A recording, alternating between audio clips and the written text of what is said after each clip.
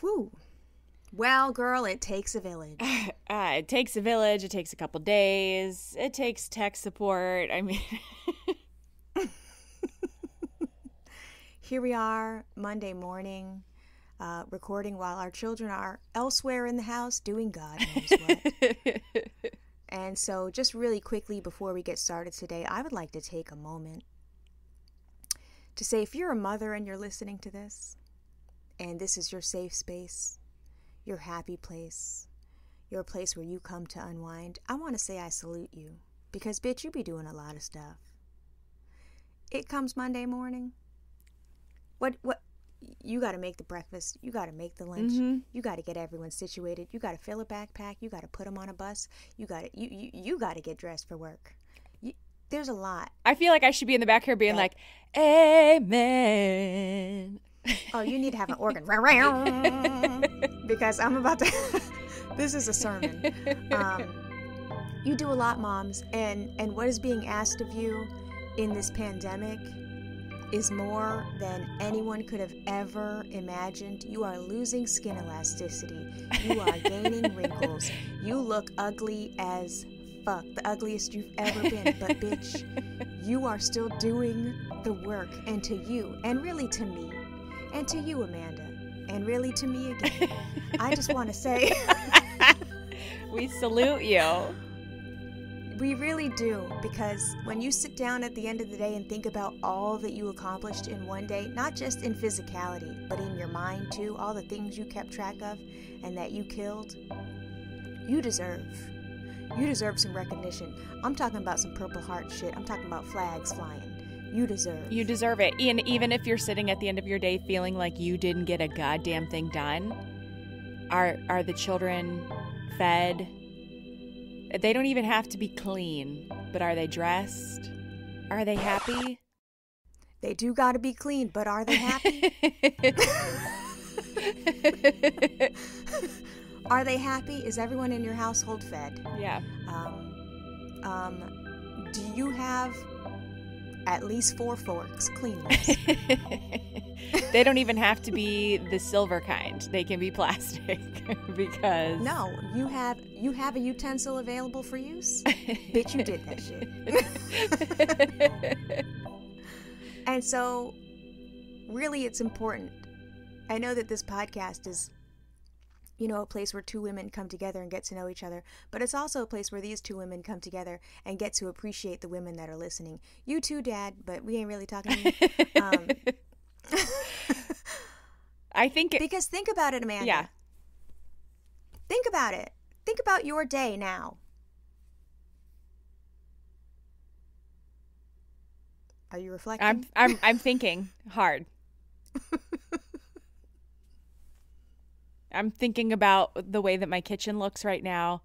I'm thinking about the laundry. I'm thinking about the fact that my sheets need to be changed. Quinn's sheets everybody's sheets need to be changed. It's a mess. And what's going to happen is you're going to record this. Yeah. Then you're going to do the things that you need to do to get the file to me. And then you're going to do all those things that you just said on top of, in your mind, producing this episode. Mm-hmm. And that's what I'm going to do. I'm going to go. I already have my appliances running, honey. It's Monday morning, and I killed it today. Good for you. I don't know how my children are doing in that classroom right now by themselves with no supervision, but listen. Sorry, Miss Teacher. I had shit to do. So our first order of business, yes, is we need to say thank you to another set of people who make the world go round. Our patrons on Patreon. So thankful for every single one of you, because without you guys, I might still be recording with a computer that could die at any second. Mm-hmm. Which was very stressful. It was very stressful. For all parties involved. So thanks to you. Yeah. And all of your support, both emotionally and financially. This little podcast. is still on the tracks, baby. And so we want to take a moment to say thank you. And I will start by reading the first name I see on this here screen. Come on down, Aaron M. Hey, Aaron. Actually, well, you're really Aaron MC. Yeah. Okay. How about Jess M? Thank you. Moni B. Thank you. KDS. Kim 22. Boom. Thank you. Thank you. Christina. Oh no, I take that back. You're Kristen. Middle initial A. W. Kimberly with an I. N. Dion W. Erica with a K.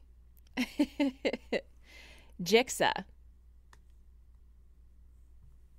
That's all. That's all that's there. That's because she's smart and knows how to read. Bailey K. Stephanie J. Stephanie J, we thank you. Tara K. Thank you so much. Jen B, thank you. Liz W. Jessica S, thank you. Holly M. Thanks, girl. Cameron W, thank you. Now imagine, guys, also when you're listening to this, I'm looking you dead in your eyes and I'm holding your hand in a warm embrace for kind of too long, and then I'm saying thank you. So that's how you got to imagine this. So as we read your names, you need to have that visual. Continue. Okay, I feel bad that I haven't said thank you after every single one of these. So if I said your name and didn't say thank you after, I'm sorry, I didn't realize that was the pattern. But thank you. That was the pattern, and so just get it out of your mind that she didn't say thank you, and that there was a boot in your back. She didn't mean that shit. She didn't mean that shit. Come on back here and get your hug, okay? From Melissa, because I don't hug. You don't? I don't. No, I don't. I don't like hugging people that aren't my family. I don't really hug either, but there are people that I do hug. It makes me very uncomfortable. I worked in a corporate entity once, and they loved a hug. They loved a hug. And I was always like, I'm cool. No thanks. Nice to see you. No, there are certain people that feel huggable to me, and I will say, would you like a hug? And I like a long, firm, chest-to-chest, too long hug sometimes. But also I like to be asked, and don't touch me. I touch you. Right. Continue. Okay. Did we say Stephanie F? Stephanie F, thank you. Wendy W, thank you. Shelly C, thank you. Summer G, thank you. Claire R-B, thanks. You know why she's R-B? Because baby girl is a doctor, and you're not going to take that doctorate away from her, honey. That R stays. Oh, thank you. Yes, absolutely. Your husband didn't go to school and get that doctorate. Fuck his last name. Boom. But also, we like you too, sir. Sahara S, thank you. Nick M, thank you. Sheila A, thank you. Kristen B, thanks. Kelly W, thank you. Sandy C, merci beaucoup. I feel like I need to say something other than thank you. Thank you. Next. Thank you. No, okay. Oh, you know thank you in different languages? Then do that. Okay. Tia, thank you. Sharon S, gracias. Oh, that Spanish was tight. Latoya B, thank you. Marissa L. I'm running out of things to say. Thanks. Thank you. Thank you, Marissa. You only had 2 languages. So I got to think. I'm trying to think of what it is in Italian. What is it in Italian? Is it grazie? Yeah. Grazie. Okay. Demita H, thank you. Iris B, thank you. Ooh, I have a good one. Jenny S, obrigada. Oh. Whitney W, any Howard Stern fans out there? Vodka straight up. Thank you. We say that. I didn't know what that was. I'm a Howard Stern fan. Haven't you ever heard that clip from that stripper? And she's so drunk. Chris and I say this all the time. Vodka straight up. Thank you. You know what?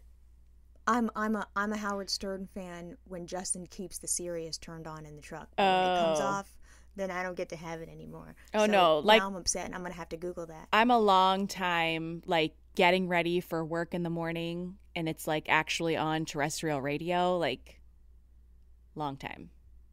I love Howard, too. Thank you. Matter of fact, we should emulate that. We should have our own whack pack and everything. Desiree P., thank you. Megan S., thank you.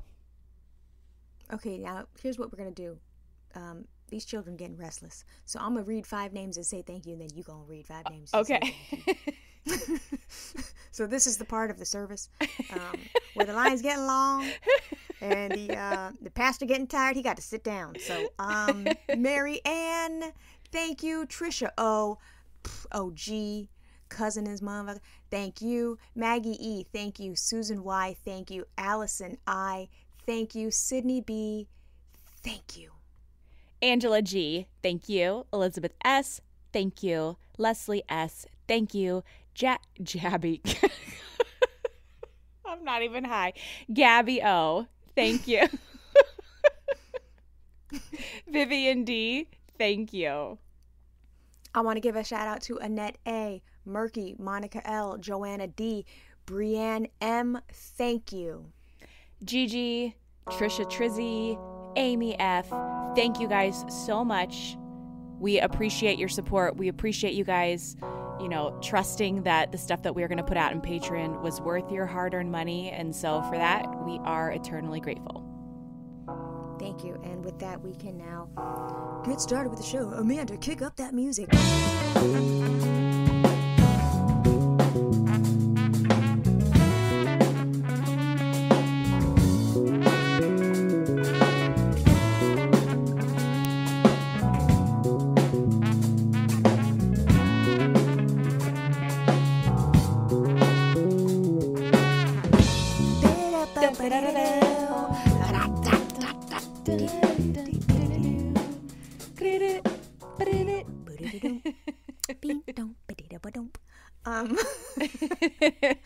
It really is a good song. I'm actually I mentioned to you I'm going to ask Justin to make a special Patreon song.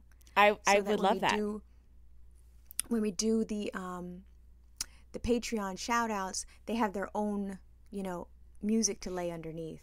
That would be great. I actually had somebody in the DMs that was like, hey, it would be awesome to have a full cut of that intro music track. And I was like, well, you're in luck because that is the very first thing that we ever released. So if you weren't aware, you can listen to that song in its entirety. If you go all the way to the bottom of your feed, it's called Mrs. Mistress. And that is the song. Yep. And I've been listening to it in this household for, I would say 15 years. It's an unused Glassjaw track. Yep. And we were able to snag it. Yep. Do you know what's funny is Chris will sometimes put on a podcast when he goes to sleep because he usually falls asleep after I do. And let me tell you, it's really fucking weird to wake up in the middle of the night to your own voice being broadcast in the bedroom. Like, oh my gosh. It took me a minute. I was like, what is happening right now? Why? And then I realized when I kind of came to a little bit more that it was indeed us. It was our podcast. Ooh, I would hate that. Isn't that so weird? I still hate the sound of my voice. It's odd. It's odd. It definitely takes some getting used to. So like when we have to go through and listen to the podcast to edit it to make a good story. Ooh, girl. It's a lot of you. Ooh. Like over and over and over again.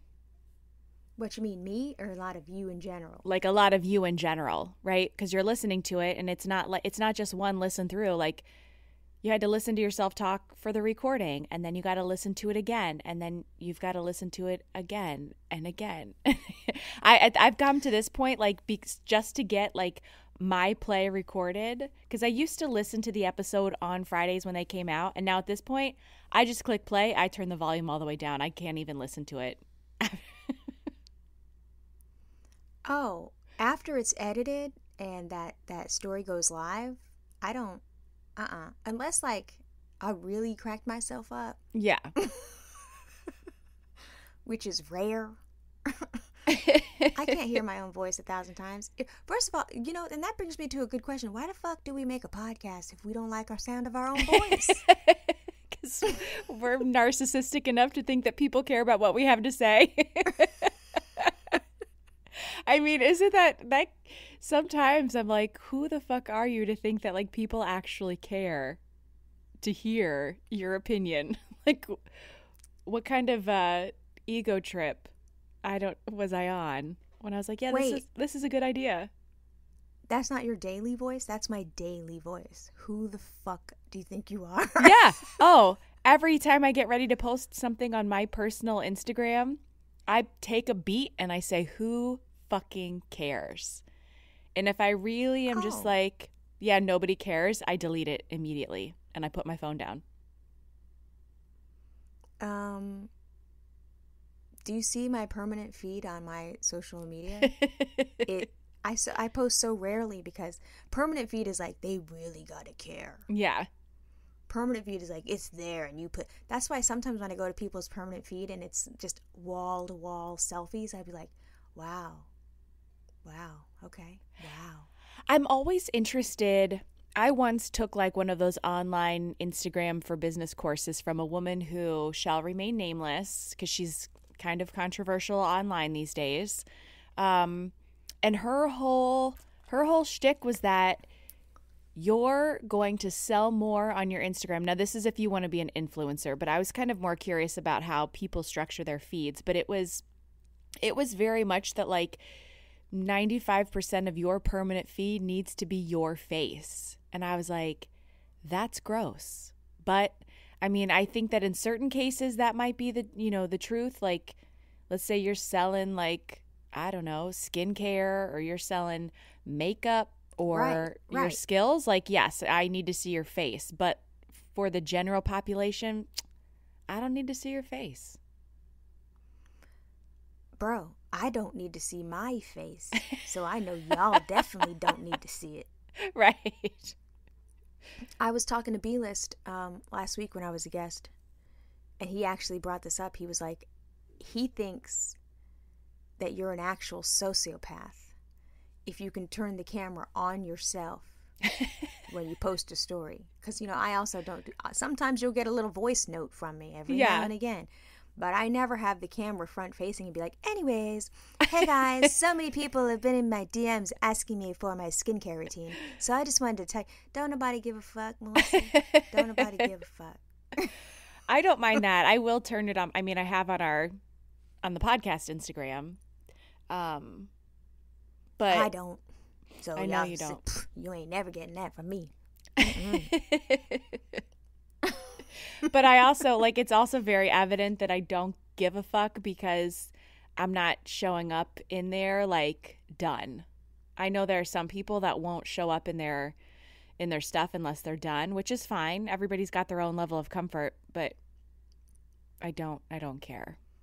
I mean, every now and again I'll be tempted because I have my mask on, because that's done to me. If my eyebrows are filled in and my mask is on, honey, this is the face. This is the look. Yeah. But then I'd be like, what am I talking about? What am I talking about? Have you seen those people have been posting stories lately where they will be in the car with their significant other and they'll turn the camera like self-facing and they'll be like, hey guys, just wanted to come in here. So many people have been asking me about, X, Y, and Z. And watching the spouse's reaction in real time as this person is doing this is priceless. Oh, it's like a prank where they lie about their day? They're like, first I do 10 minutes of meditation. Yes. So good. What's funny is Justin Beck thinks all social media is a lie. Yeah. And so, like, if I'm going to post something, first of all, I have rules about posting. You know what I'm saying? Like, my kids can't just be posting shit and the living room is a mess. We can't do that. What's that? Why is that there? And why can I see your teacher's name? Like, I'm really picky about what is seen in the background. And sometimes, you know, if it's just a slice of life, that's fine. But like messes and shit, I don't play that. But Justin Beck be like, oh, he be clowning, basically. Just your roses just happened to be there. I was like, yeah, motherfucker, that's the picture I took. What? You are totally allowed to present whatever picture you want to present on your social media. And if it's a lie, it's a lie. And who cares? Who's going to know? Well, I think that at some point, you know, because every now and again I'm like, wow, at which point are you too old for social media? Oh, gosh. In what capacity? In any capacity. Like what, like, I feel like perhaps I'm getting to that place where I'm too old. I don't know. I'm not. I mean, I think I mostly see it now. I'm not really active on Facebook outside of just the podcast private group. I don't do anything, you know, in Facebook other than that. Well, I mean, that's the right way to live, of course. Right, of course. If you're on Facebook, the only thing you need to be doing on Facebook is trying to get into that Imperfect Strangers community. Otherwise, I don't know what you're really doing on Facebook. I mean, you trying to get sucked into QAnon? You trying to die? Right. You trying to kill your brain cells? You're killing your brain cells, son. You're killing your brain cells. You know what that reference is? I don't. Do you know what that reference? No, but it's funny. You don't know you're killing your brain cells, son? You're killing your brain cells? No. Okay, tell me. Fairy side. Lean on Me, the movie. Yeah, I haven't seen Morgan that in Freeman. a really long time. And he has the little boy on the roof. Mm-mm. And he's trying to steer him the right way. And he's like, you're killing your brain cells, son. You're killing your brain cells. I don't have to do anything but stay black and die. Okay, that's going to be your homework. You're going to need to watch Lean on Me because that's a classic. Okay. Mr. Clock don't play. No? No.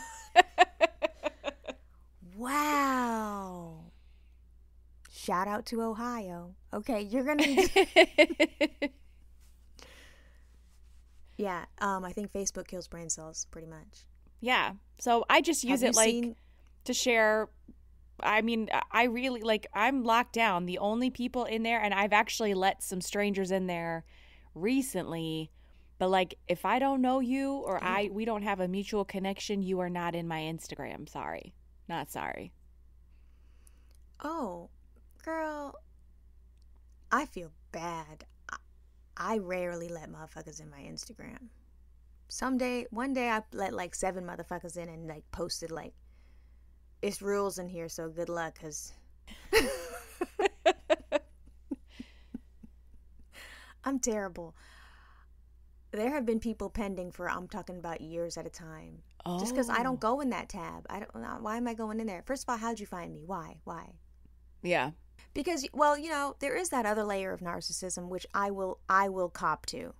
You know, people that post pictures of their kids all day, every day, ad nauseum, that motherfuckers definitely don't care about. Like, motherfuckers definitely don't care about my kids, but I do. And this is my living, breathing document of some good times with my children, so... Yeah. It's my little corner of the world, and I say what I say goes there. Yeah, I think that's fair. But lately what I've liked to post is things that troll people that I think are Make America Great Again, so that's what Instagram is good for. Speaking of making America great again, you had posed a question on your Instagram the other day, and I said I would like to revisit that. Yeah. Let's. Because nobody wanted to entertain that conversation with me, and I'm not really sure why. I don't know. I did have one person say, I watched that and I thought the same thing. And I was like, oh, yeah. You posted it and then got crickets? I did. You responded, and then my friend Holly responded, and that was it. I was like, okay, so either you guys didn't watch this, or you didn't have the same, like, feelings in your body that I did watching this, which nobody paid attention. Like, I feel like as a mom watching that, like,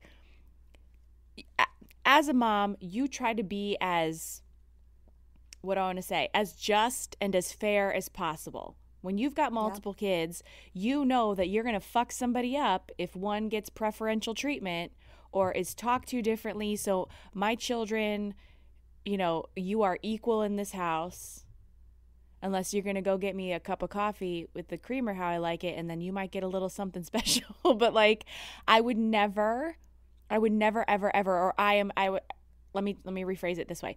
I am very aware of how I talk to and talk about my children to others and in their presence. Correct. It's so important that when you do, like, you know, if you're in a group setting and you say, this is Maja, she's really good at art. You then have to say, this is Shalom. She is an excellent interior designer.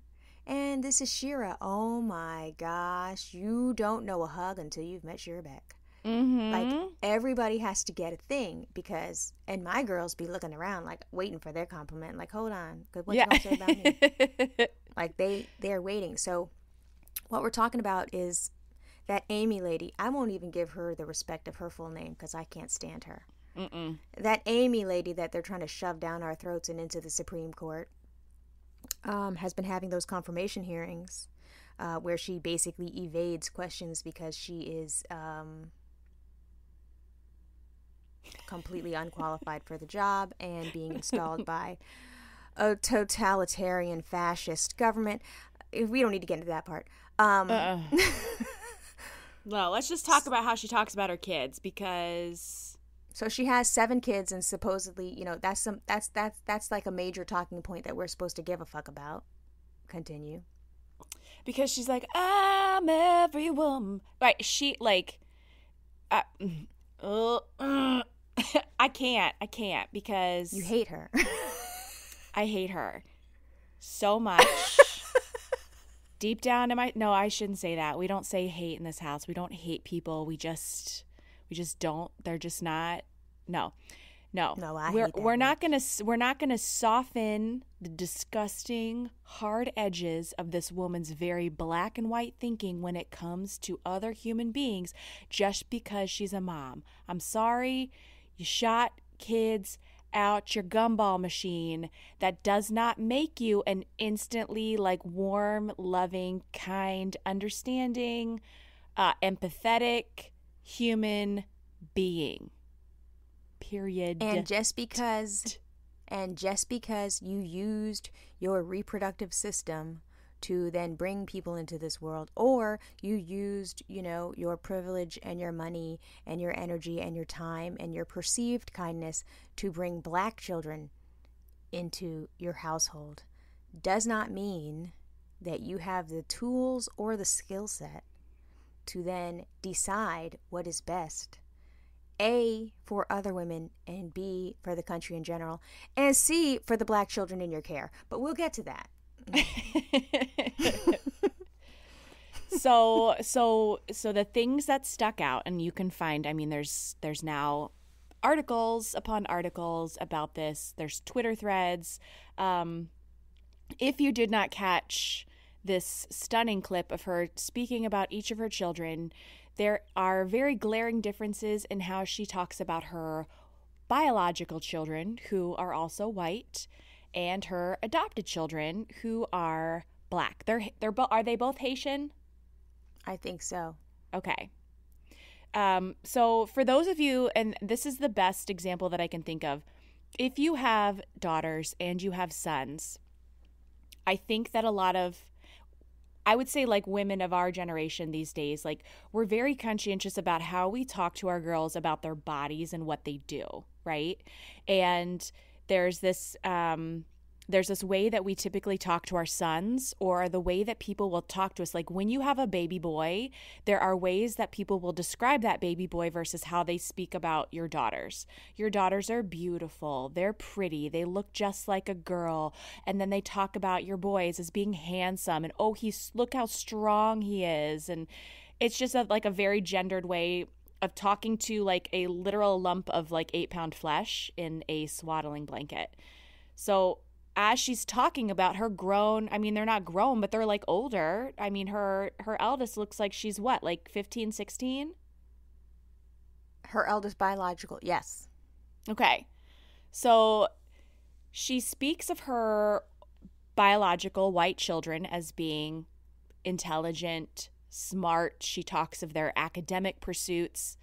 And then she gets to her first adopted child, who also happens to be black, and talks about how weak she was when they brought her home, which if that didn't call out that white savior alarm in your head, I don't know what does. She talks about how weak this child was when they brought her home. They weren't sure if she was going to be able to like physically, keep up and do certain things, but now she can deadlift as much as the other men in their gym. Now, as a weightlifter and as somebody who prides herself on being able to lift a lot of weights, I would say that like for a girl, that's a great compliment. But how about the only thing that you talked about this child was what her body could and could not do before and after you came into the picture? Okay, Amanda, let me take that organ out that you had earlier. Amanda is speaking a word today. Go on ahead, girl. No, it just, and then she talks about it, and they're like stair steps. So it was like white kid, black kid, white kid, black kid. She gets to her next child and talks about their academic pursuits. And then she gets to the next child and she talks about how happy-go-lucky he is and what it was just very, like, you didn't even have to be like looking for it. It just came across as like, wow, you talked about these kids this way, you talked about these kids this way, and this is the problem. And others may be like, well, she said kind things about her children across the board. And I'm like, right, but like, if you're going to talk about some kids and like only talk about their like academic pursuits or the things that they're like really smart in, and then you're going to talk about your other kids like in their personalities or like their bodies, people are going to notice. Yeah, and the thing, I had cut it off right at the point after she had said, and this is my, black child who, we found her in a matchbox under a bunch of debris, and, she was only 4 pounds, and God, whom we didn't know if she was going to make it, but, our Lord and Savior Jesus Christ compelled our white angelic selves to take this black demon of a baby and, make her a bodybuilder. I mean, that... Wait, she did not call the baby a black demon. Just no, but like the white savior jumped right out. Yes, the white savior did jump out. It was definitely stop Coney 2020. I was like, what the fuck just happened? And I flipped it. I just kept on scrolling because I already knew where that was going. And in my mind, I was like, oh God, the think pieces are going to go wild with this one. Mm-hmm. Just because it was so glaringly obvious. But what's crazy is who it's not obvious to. So the fact that you got crickets. Well, and part of me is hoping that like people just didn't see that. I don't know who's not watching it, but part of me hopes that... Oh, you mean like they just didn't catch the hearing in general? They just didn't catch the hearing in general, and they didn't... Right, because there has been... Because it's just news onslaught, and every day there's so much going on in the news. How could you have seen that one thing? Right. And that would be giving a very strong benefit of the doubt. Well, and I think, too... and we kind of talked about this last night, is that, when Brett Kavanaugh was in his hearings, it was one of those things where I was like, what's the point of even watching? Because this motherfucker's going to get in anyways. Like, yes. Why am I even going to like get so riled up about this? There's nothing that I can do to change it. And I think that that's kind of the fatigue that a lot of Americans are having right now around the election and around the Supreme Court hearings. And it's just like, oh my God, like we are, it feels because we're not, but it feels often like we're powerless to make a difference. And I'm glad you brought that up, because isn't that the point? Like, to wear us down? Yeah, of course. And then I feel like I am only human. I'm only one person. I should not feel bad that I'm exhausted and don't want to watch this shit and can't watch this shit right now. Like, you know, I get my little I scroll and I get my information for the day, so I'm very aware of what's going on, but some things don't require my undivided attention because I know the kind of person I am and I feel things very deeply. And if I were to watch that whole entire hearing, easily that could derail a week for me. Yeah. Yep. Of, oh my God, this lady's going to come in there and ruin shit for everybody that I give a fuck about. Yeah. That's, I mean, that the whole, these last 4 years is constant hand wringing about how does this affect my kids? And I specifically think, how does this affect Quinn? I mean, I know that it could affect the boys in some capacity if they choose to, you know, have female partners or they have daughters someday. And I really hate it when people are like, but it's just 4 years.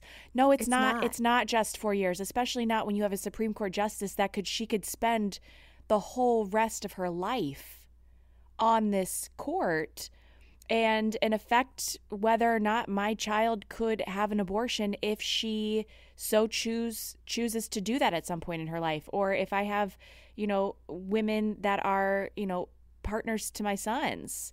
Like, it matters. And I have nieces and it matters. It matters. Well, it matters for you, because the last time I checked, you are still a woman living in your woman-ass body. Yeah, but like I've surpassed some of the very scary things that are. No, I know. Doesn't matter, because once you dip your toe into that, let me take the. We're all on our way to fucking Handmaid's Tale, okay?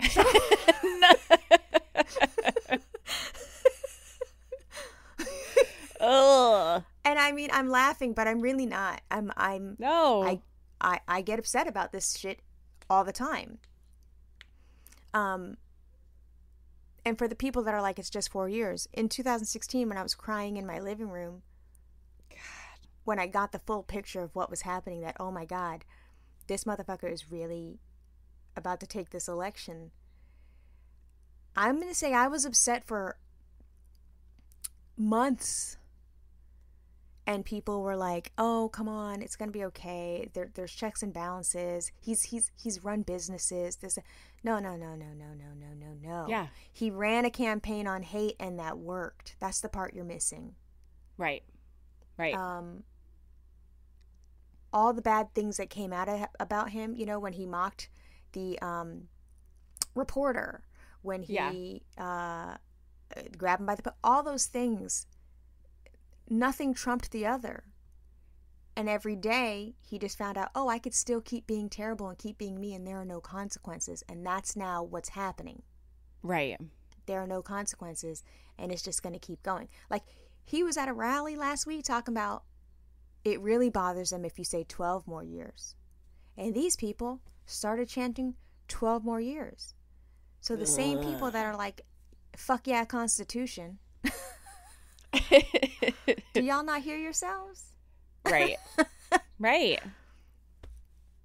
It make it make sense, because I really can't. And I was listening to, I think I had NPR on in the car the other day, and you know, they were talking about voters who are like the pro-life voter who will always vote for the candidate who espouses those pro-life beliefs, morals, whatever it is. And I thought, how narrow-sighted you have to be to say that is the one thing that's the most important to you when they don't even give a shit about what happens to that child after it's born. And I know that like we're beating a dead horse here, but like I Chris tells me that I live in a very naive liberal bubble where the people that I surround myself with are also, you know, like-minded in the things that they believe about, you know, how people should be treated and how our politicians should act. And the fact that I was like so shocked that he won in 2016 is just like a bigger problem of people, you know, like myself who think that, well, everybody's got to feel this way because all the people that I interact with daily feel this way. And those who don't are on the fringes. And he's like, when in reality, he's like, people here are racist and hateful as shit. And I'm like, so like people are always like, oh, don't worry about it. Racism will die out. It really doesn't die out. It raises up. You raise children in that shit. And so I'm actually surprised. I'm like, I applaud your liberalism actually, because you could have been tainted a long ass time ago. How you survive this shit is crazy. You should be technically, the fact that you are a loner is weird. My parents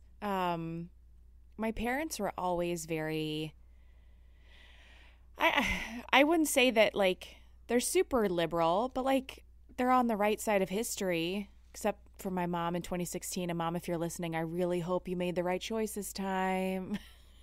But, you know, my parents were never like encouraged. Do you know what I mean? Like my parents weren't telling us not to be friends with certain people or trying to avoid certain situations.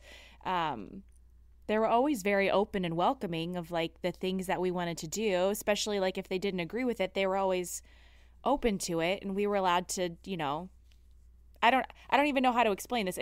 I didn't grow up in like a super conservative, like MAGA-esque household, right? Right. So yeah, I guess it is. I mean, especially the town that I grew up in, which was, I mean, Cincinnati's conservative. The town that I grew up in is conservative and primarily white.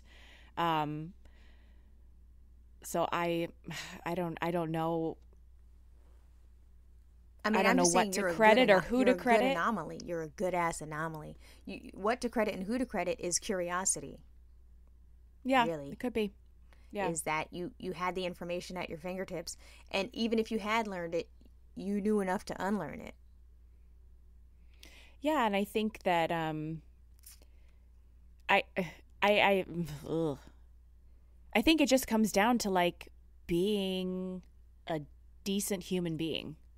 Right. I had a friend in her Instagram the other day saying like she doesn't understand how all these Christians can, you know, be saying that they follow Jesus and also be espousing such hate. And I'm like, I don't know about you, but I was like, I haven't met too many Christians in my life that like I would be like, yes, you truly are, you know, spreading the word of God. I was like, so I wouldn't just hold somebody up to a high standard because they say that they, you know, belong to a certain religion, because quite honestly, I haven't met too many people that say they're super religious that like actually give a shit about other people.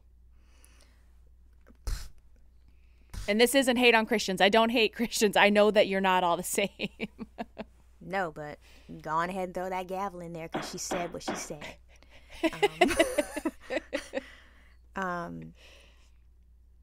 No, I get it completely. And going back to the fatigue, like I'd just be so tired every day that the thing that was worse the day before, there's a thing that is worse today. And at which point do you go, I can't look at this shit anymore, or I can't think about this shit anymore?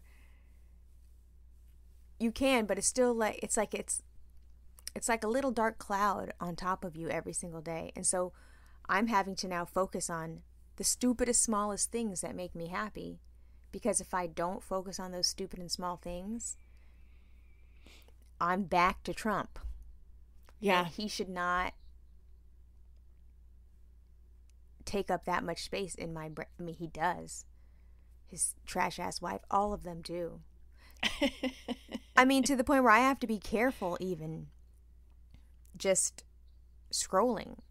Because one thing could, now there goes my sleep for the night. I'm upset about this thing all night. Like just feeling things really deeply, which is why I couldn't watch those Amy hearings. Just because her answers were classic, what do you say? Just non-answers. You know, that way that Ivanka talks. That flowery, vague, non-answer bullshit. Like, okay, so you threw in, you know, a word that has maybe 6 syllables, and then you threw in some other actionable words that word really salad. It's shit. Just, Yes. But then you said it while being a pretty white lady, and we're supposed to just be like, oh, wow. Right. This intelligence. And I'm just like, the bitch really didn't say shit. She didn't say shit. Yeah. I can't respond to that hypothetical. Motherfucker, all of these questions are direct AF. Right. And we're probably on your exams here and there. You know, things that you should know.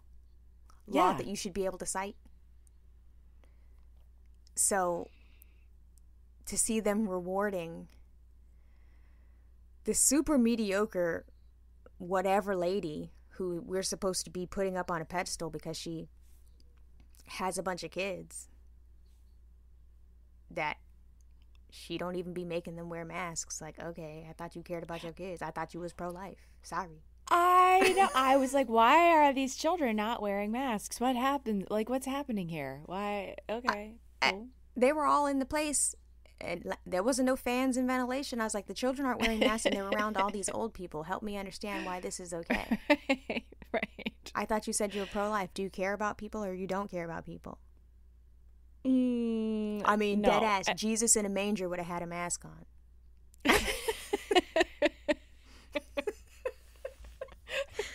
What the fuck are you guys doing? It's only because they're brown. I mean, they know better. So after that, just like I had predicted, all the think pieces came floating down my timeline, but then they started, you know, citing cases that she had presided over. Yeah. And there was one case where oh god, someone in a workplace setting felt that it was a hostile work environment because the supervisor called them the N-word with the hard R. So it wasn't like the supervisor like, yo, what's up, my nigga? You doing a good job today. That's not what happened. What happened is, get out of here, N hard R. You go back to Africa. Like, that's what happened there. And she decided that that wasn't necessarily a hostile work environment. And in my mind, it just brought me back to the Haitian children. I was like, what the fuck are they learning in that household where their mother can make legal precedent that calling them the literal worst slur in the history of American words is okay in a workplace setting, in any setting, because really what she was doing was normalizing it. Yeah. And so I'm like, those kids are definitely ashy, because if she doesn't care about N hard word ER, if she don't care about NER, then she definitely don't know nothing about no lotion. She definitely don't know nothing about no hair. I know that all of them got crispy ass fucking Candace Owens hair. I know they do. I wasn't trying to look at her children because children are off limits. You're not allowed to look at the children. You're not allowed to talk about the children. So I was like, let me just not even look at them then, because what I got to say probably ain't nice. So yeah. Yeah, I think that it's got to be hard to be a white lady trying to make decisions for other people when you have absolutely no awareness of what affects other people.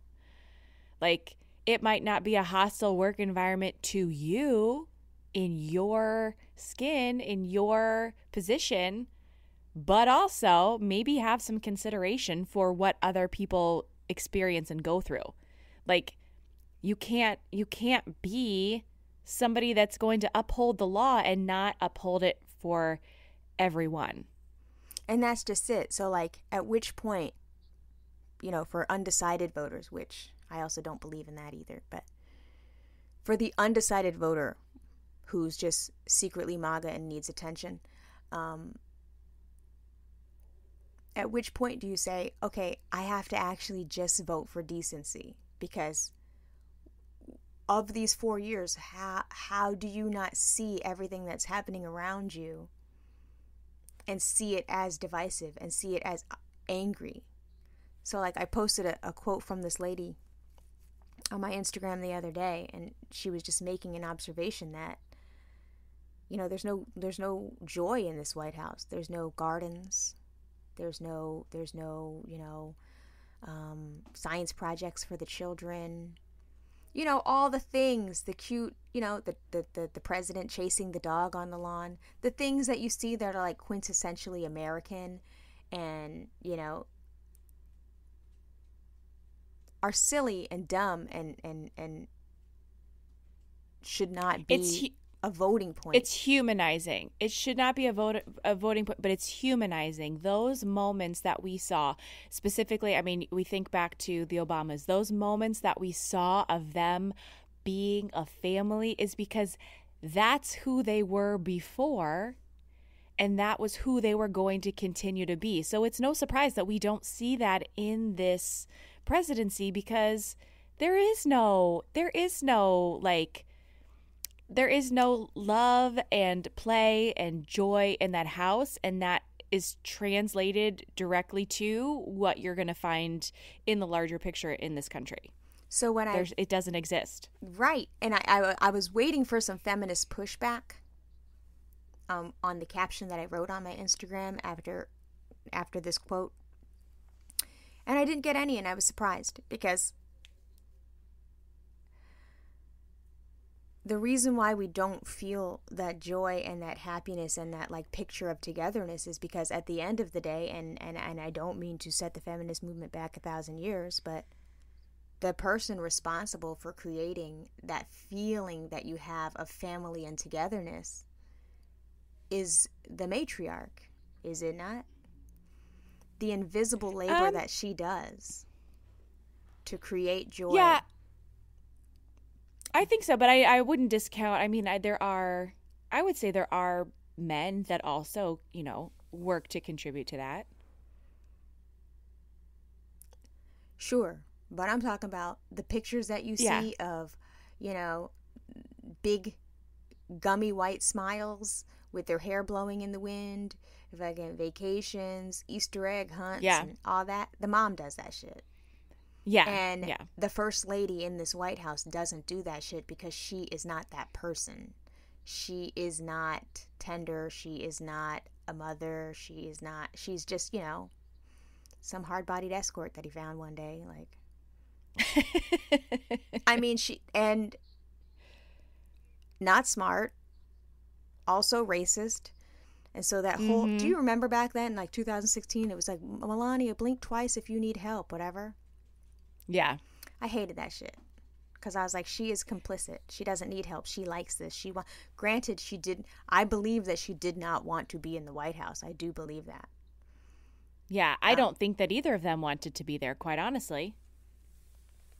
But yet are fighting so hard to stay there. Right. Which doesn't make sense. Well, it makes perfect sense when you remember that he is a malignant narcissist, and losing is not in their category of possibilities. They don't. Right, but like he could have had, I understand that like losing is not in it, but like if he could have just found a way to step back. Like after getting COVID, he could have just been like, yo, I don't feel good. This isn't for me. I'm old. Like, let me go, like, live out the rest of my life. It's been a good 4 years, and thank you, America, for supporting me. And I'm going to step out now. But you know why he couldn't do that? That would have been a great exit. For me, I would have been very happy if COVID would have done its real job. We would have been real happy. COVID, you slacking. I know we're not allowed to say that, but COVID, what the fuck? I thought you had some long hauler shit, and you, like, what you doing? He couldn't have done that, though, because he had spent so much time downplaying the virus. Right, yeah. So his only option is to win this election and continue to destroy our country as he intended to do. Do you think that the push too, because I was kind of thinking this the other day when all of this shit came out about his taxes and how much money he owes, and I was reading an interview wherein he was like basically saying that what $400 million was like nothing in comparison to all of the other properties and money that he has. Do you think that part of it too is just like trying to avoid what's about to come? Yes. I think that he needs to win. I mean, he needs to win to avoid jail time, but I also feel like he won't ever be held accountable. Like, this man's never going to see a jail cell. Yeah.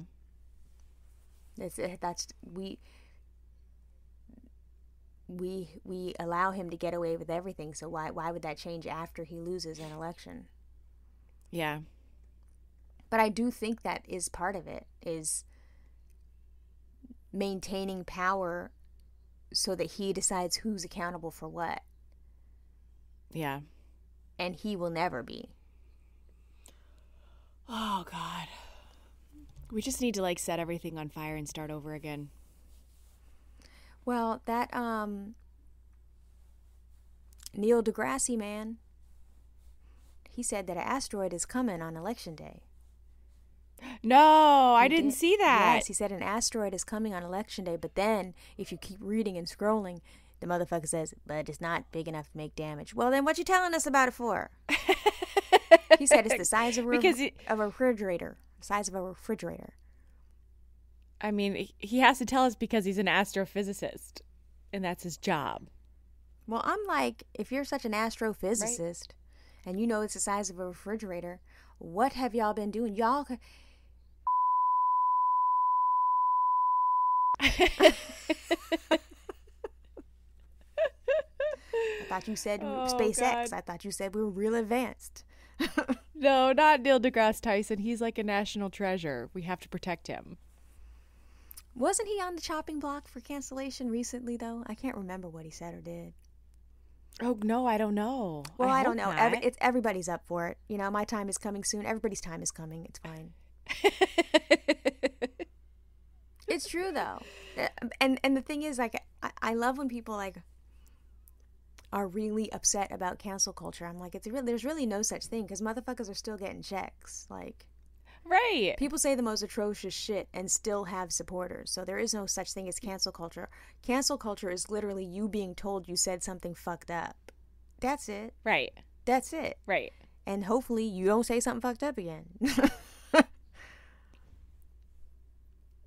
I say something fucked up every day, which is why I'd be like, well, I really should not have a podcast. That's why we can never have anybody edit it other than us. Oh. That's why when like, you know, Barry is like, you know, part of growing your podcast is you got to be a guest on other people's podcasts. And I'm like, yeah, but I can't control what that person going to do with what I said. Because I say a lot of fucked up things. Speaking of, I was at the park yesterday for 7 hours. What? 2 parks. 7 whole hours. 2 parks. Jeez. It was a business day of being in nature for me. And so we walked around the park and we went with our Israeli friends, super intellectual. And like I needed my time with her because she's of my friend group. She's a person that also feels things very deeply. So she can see what's going on in the world and can have a 7-hour conversation about what's going on in the world and doesn't get tired of it. And like sometimes that's what I need because I don't have, you know, Justin Beck's not trying to talk about this shit all day. Right. Justin Beck doesn't read this shit all day. And his solution is, you know, maybe you shouldn't look at it. And I'd be like, but that's like sitting in the middle of a you know, that meme of the dog sitting on a chair in the middle of the kitchen that's on fire. What do you mean don't look at it? It's all around us. Right. This is fine. This is fine. Yeah, that one. So, I don't know how we got on the topic, but Justin was talking about album art for this artist that he worked for, and it was a giant butt. He had to hire a model for this video shoot.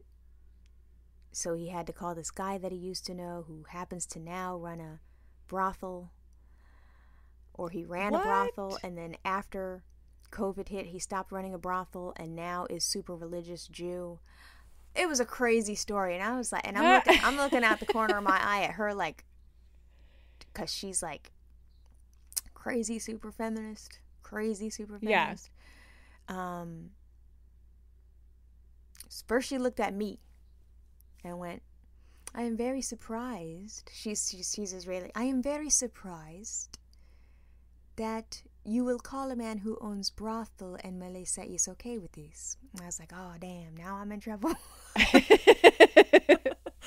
And Justin's like, no, you don't understand. Like, it's just this kid I grew up with on Long Island. He's a hardcore kid, and, like, you know, he just fell into that world. And then, you know, he's like, if I need a model to take a picture of her butt, he's like, I'm a 40-something-year-old dad. I wouldn't know where to get that. And so I'm now defending Justin. I'm like, yeah, and I dare him to go on Instagram and look for a butt himself. So he had to call the man that owns the brothel. And she was like, that is not making sense to me. So now me and Justin feel like... Judged. Oh, and usually it's not me doing the, you know, like, usually I'm not in the hot seat. I like to put other people in it. I was like, oh, you know, I have to defend my position right quick on this nice... But hold on. Let me ask real quick, like, aren't there modeling agencies? Aren't there, like, I mean, you've got hand models and foot models. Isn't there a market for a butt model?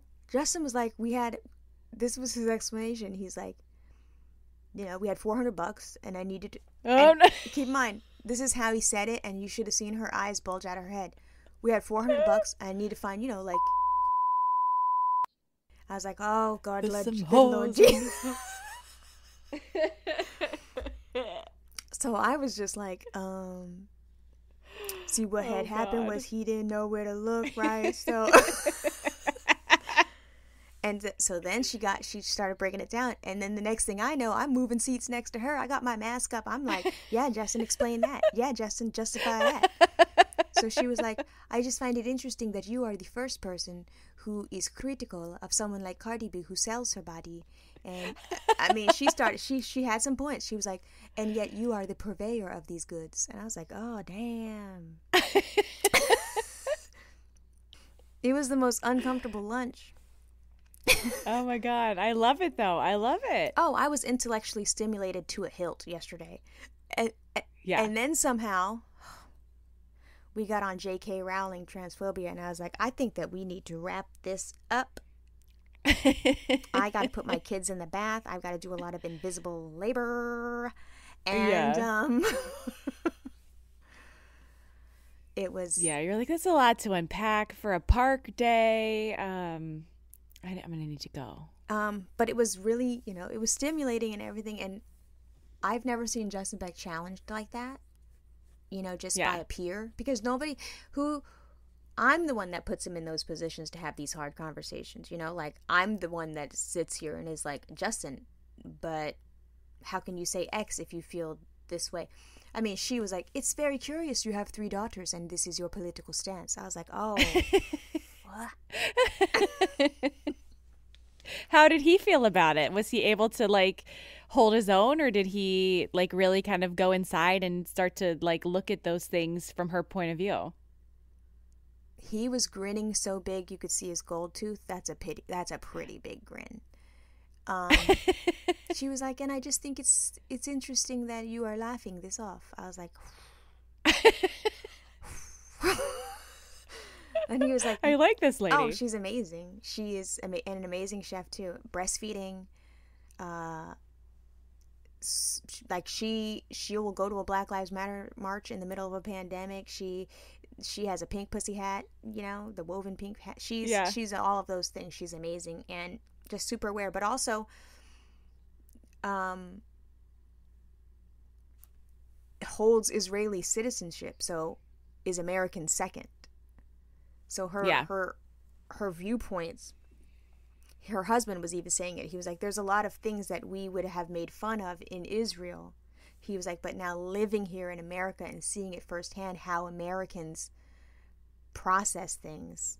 I think it's good. It's good to be challenged, and it's good to be put on your toes, and and made to like take a deeper look at something that you might not, think so closely at. I think a lot of people are uncomfortable with being challenged in that way. I mean, I know that I get that way sometimes, and it's just I think you have to take your ego and self out of it and look at it as an invitation to be curious and to kind of explore somebody else's point of view. And I think that it's hard for a lot of us. Oh, yeah. I have just never seen someone else challenge him that way. Like when I do, I can just leave the room and be like, okay, boy, anyway. Like she was not letting him off the hook. Like the husband just started playing with the baby off somewhere. Like he was just like thankful for once to not be the one getting the heat. Well, I think her husband actually just gets it. Oh God, my stomach. Oh no, what's wrong with your stomach? Can you hear that? No. It's growling. You don't eat in the morning? Oh no, are you one of those? No. It just depends. Just depends on what's going on. This morning we were kind of running behind, and Lennox didn't want to wear jeans, and I'm trying to get him to wear jeans. And why are you gonna make that baby wear jeans if you don't want to wear jeans? Well, because I have very specific. Oh God, this is gonna sound weird. I hate my child to be dressed head to toe as a boy in athleisure. This whole movement of like Under Armour everything, and you look like you're going to a sports practice when you're supposed to be going to school. Like, I'm going to need you in a pant with snaps and zippers. I'm going to need you in a t-shirt or a shirt that does not have a logo on it, and I'm gonna need you in like an other layer so that you have options to. I want my sons to look put together when they go out in public, and I don't know why I feel that way, but I feel that way. Amanda, the hair on my arms is standing up. I am so excited about this. Controlling Amanda? Oh, give it to me. We are not letting you wear what you want to wear, motherfucker. I said put these uncomfortable, crunchy ass jeans on because I said, and I don't think you should have to wear jeans, but I like the reason why. I don't know why. Like I had very specific rules about clothes for the boys. Like with Quinn, I wasn't very particular. Like there wasn't really anything. I hate a baby in a headband. Do not put a fucking headband on that soft baby head. I hate a baby in a headband. I hate a baby. Shouldn't fucking have hair. What hair are you pushing back? Correct. The only reason why you should have a baby in a headband is if you are tucking them big ass ears. But other than that, that baby should not be in a headband. That your baby does not want a fucking piece of elastic on her fucking head. And you want to know what? It's a garter belt. You could dress her. It is a garter belt, but you could dress her. People do it to gender their babies. And I have a big thing about gendering your babies. Too. You will get people that will look at that baby dressed head to toe in pink, and they will still say, oh my God, what a cute little boy, because people are stupid. So stop putting that headband on your baby. I don't need that turban with that big knot in the front. Take that off your baby's head. The only acceptable thing to put on a tiny baby's head is that soft, adorable hat from Gap that has the bear ears. Or the one that looks like Woodstock. Yep. Yes. Or handmade from eBay, like a little Rasta hat. My babies came home in a little Rasta hat. That's cute. That's cute. I love a little knit cap. I love the Baby Gap hat with the ears. I hate an ornate headband on a baby. It's so mean. It's so crunchy. I actually hate all crunchy clothes on a baby. A baby needs to be in a cotton onesie. That's it. That's it. Why is that baby in all kind of ruffles and sequins? What the fuck? Where's she going? Is she going to a black tie event? I'm pretty sure her lungs aren't developed enough for that. Get that off that baby. She is unhappy. Take that off of her immediately. So, I don't make my kids wear jeans, but I love that you do. I don't have boys, so but I do know this athleisure outfit thing that you're talking about. It's literally just sports clothes, top to bottom. I mean, they even have sports leggings under the shorts. Yes, the high socks, the dumbass fucking high socks, and the basketball shorts. I like the high socks with the basketball short, though. I think that looks fly. With the high top shoe, I think that little boy looks cute. Nope. No. My sons are going to be in I want a button. Now here's how I will do athleisure on my sons. You can have a jogger. So that's the soft pant that I approve, but it's got to be like structured. It's got to be like a fashion jogger. It's not the Nike jogger. It's like a cute, like maybe it's camo. Maybe it's like a little khaki with like the cuff at the bottom. Then you're going to have on a t-shirt. Then there's got to be a layer over top of it. I love an open button down over a t-shirt. I love a hoodie with a button down underneath it. Like, I want you to look like a gentleman and not a slob. Oh my God, Amanda.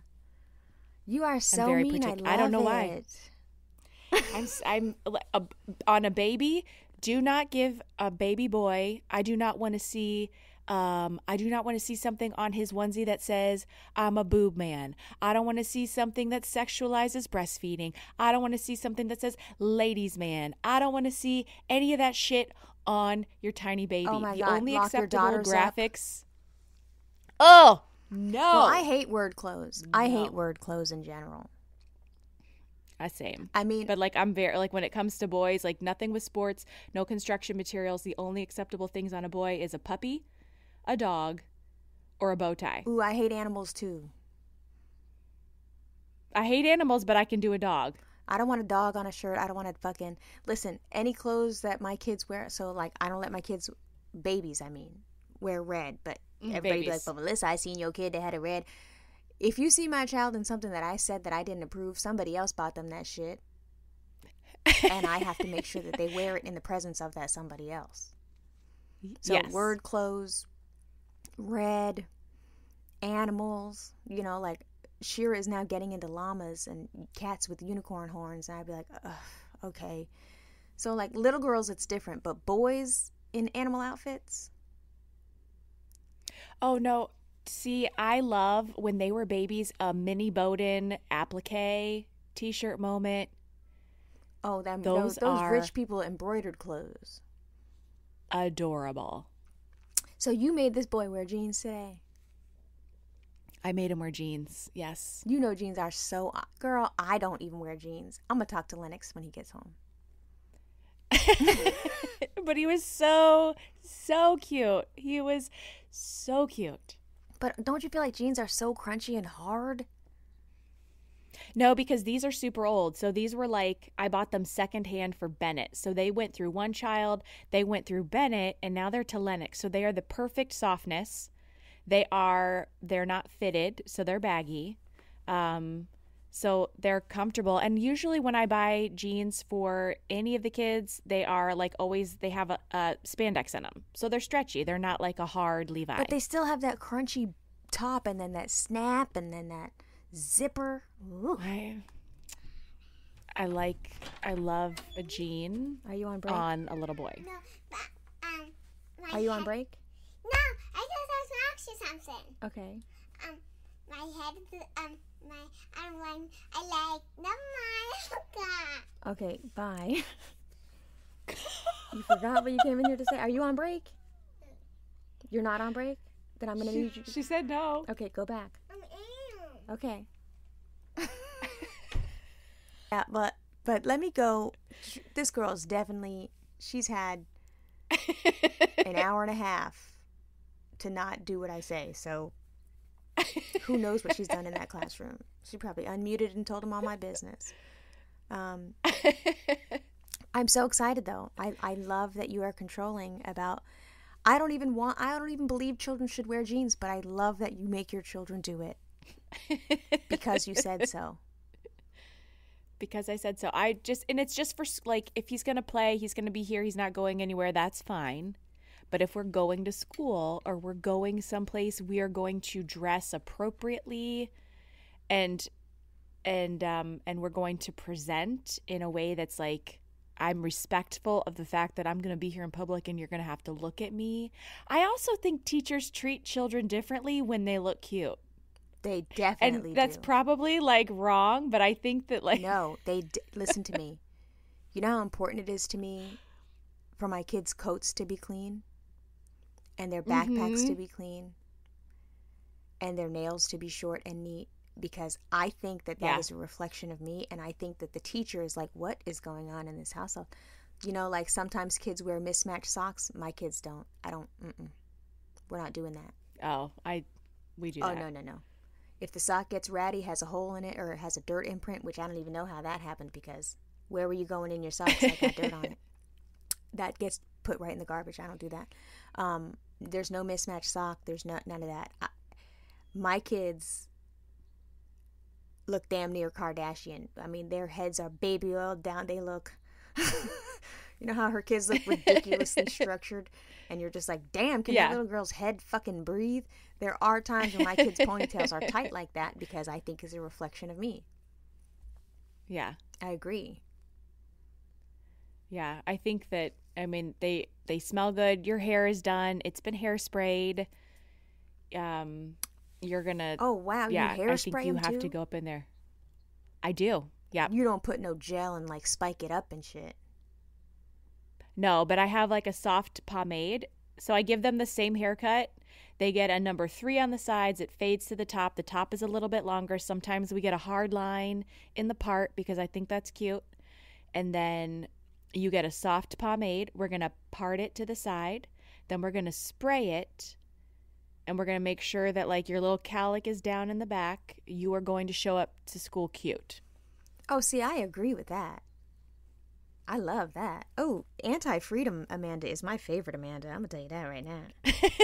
Amanda who's like, nah, motherfuckers, we doing what I said. That's the Amanda I like. Okay, well, good. Good to know. I mean, you see it, though. You see it clearly. You treat your protocols and standards for Quinn are completely different than they are for Bennett and Lennox. They're very different. And I love it. Quinn is over there free as a bird. And you got those boys in some tight-ass, crunchy-ass Wranglers, and they are like, ugh. I don't know why. I don't know why Well, keep doing it. am that way. But I think it's just specifically because they're boys. Good.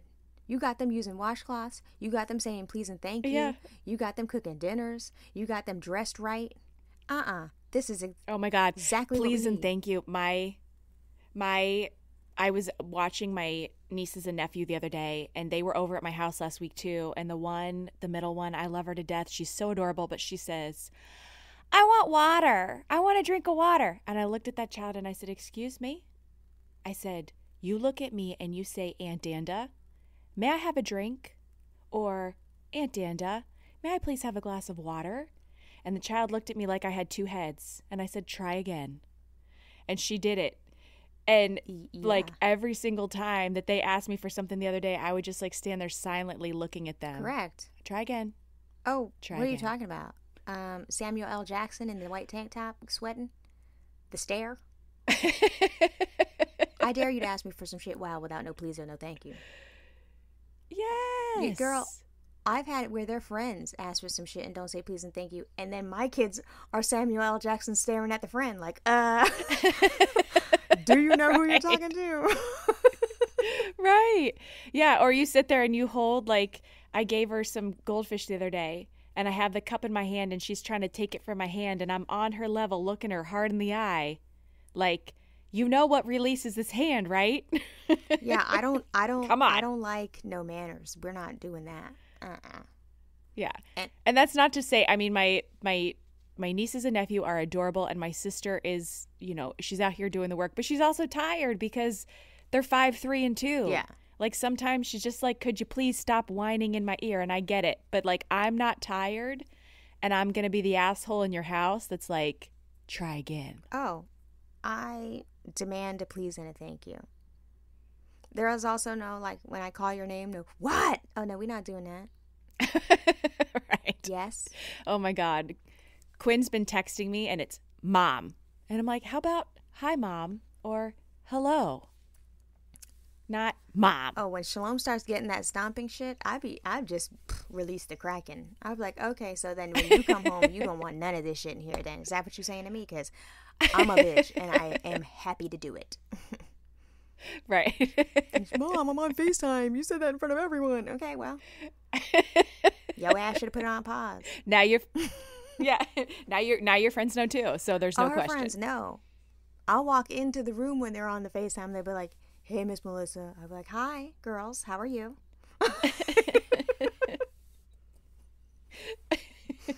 You make your kids say Miss and Mister? They have to ask the parent. So it's always Mrs. or Mr. And if the parent invites you to call them something else, then at that time you may call them something else. Oh, no, see, I've had that before too. They're like, no, it's okay. They can call me John. No, I said what I said. Mr. John is here. Would you like to say hello to Mr. John? Yeah, it's Mr. and Miss. I'm not ma'am and sir, but we are Mr. and Miss. Like you're Miss Amanda. Sometimes they say podcast lady, but when I say what's her name, they have to say Miss Amanda. Yeah. See, that's what we call our babysitter is Miss Amanda. So that would be confusing if we had to call somebody else that. And I don't like when people's kids be like, hey, Melissa. I'd be like, oh, okay. But I also don't correct that. Yeah. I don't say my name is Miss Melissa, but I do be looking at them like, oh, okay. That's what your mom does? Okay. Yeah, that's what I do. I'd be like, oh, wow. Interesting. Yeah. Yeah, they have friends that call me Mrs. Strong, and I'm like, that's okay. I was like, you can call me Amanda. It's fine. No. Like, if you your name is Mrs. Strong. Yeah, it's just so weird. I would take that all day. Girl, I am Mrs. Strong to you, bitch. That's... I love Mrs. Beck. Do you? Love it. From a child? Love it. Yeah. From a regular peer, Mrs. Beck? Okay, now you're getting cute. With your old ass, you calling me old. You could just call me Melissa. You knew full well you could call me Melissa. But a child? Okay, let me go, Mrs. Strong. I gotta go. Okay, fine.